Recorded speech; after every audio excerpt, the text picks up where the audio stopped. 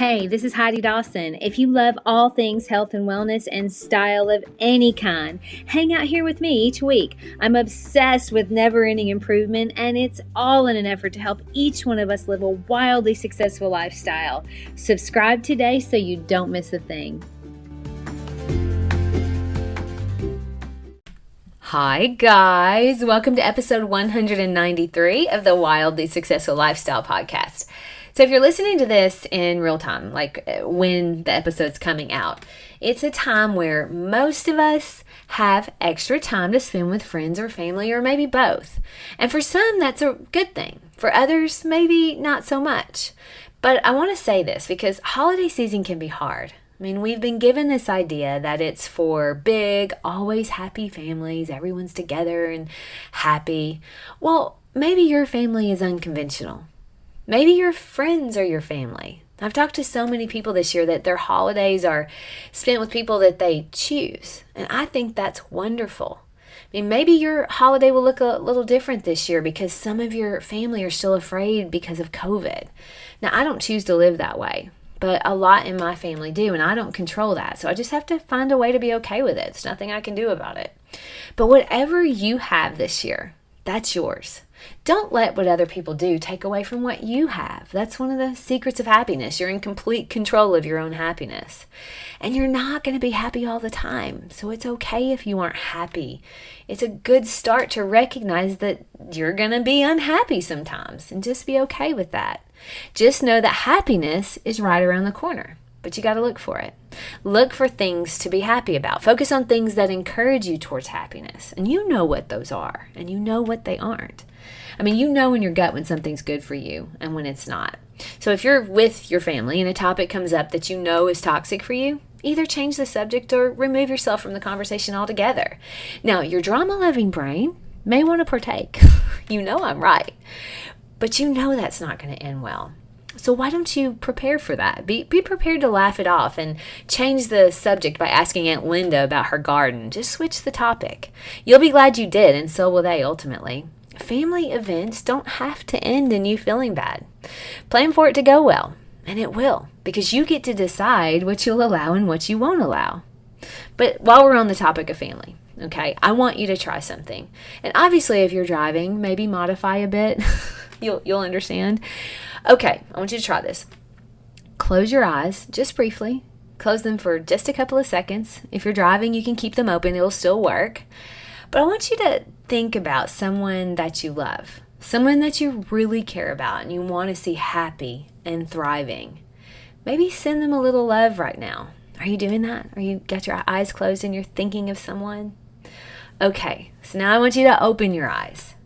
Some of you may have thought about your child or a friend, maybe your partner, maybe your dog even. Now I have a question for you.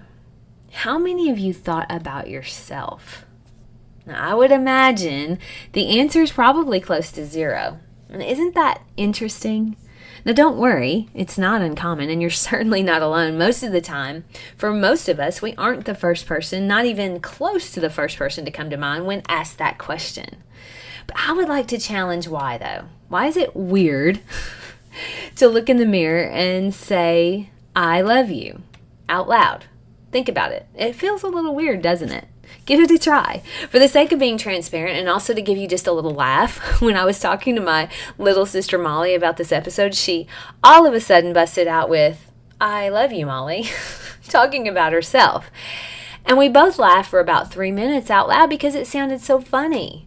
So maybe it won't ever sound normal to say it out loud. I don't know. But can we say it in the morning in the mirror and really try to mean it? You could say it silently. You know, when you first wake up and you have bedhead and you haven't washed your face. For me, that's the time I have to make an effort to be kind to myself. You know that. So many times when we look in the mirror, the last thing we think is, man, I love you. We can be so hard on ourselves. But I had an epiphany this year because I really have been working on my body, you know, and my health. But I had a certain size in mind that I wanted to be. And I thought, well, when I get to that size, I'll be happy. I will love my body then. So I focused and I got my nutrition just right for the most part and fitness. And I got to that elusive size. So that's it, right? I'm happy. But then I realized, well, wait, What I really want is to be that size and be toned and have muscle. So here we go. Starts all over. I moved the goalposts on myself. Instead of congratulating and celebrating, I just moved the goalposts.